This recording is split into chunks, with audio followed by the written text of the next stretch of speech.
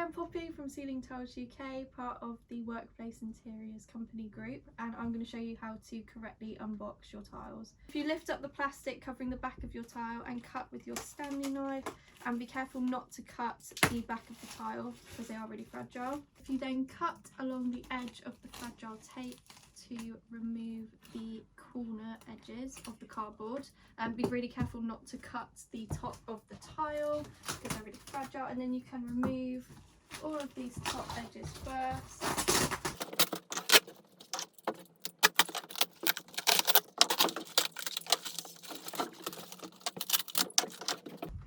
And then you can start to remove the edges of the box on the corners. Again, just cut the tape away.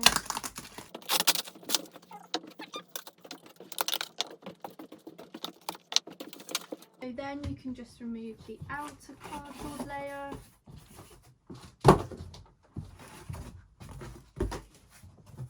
And then once all the packaging is gone, you can gently lift up your tile. If there are any slight chips, these will be covered when you put it in the grid.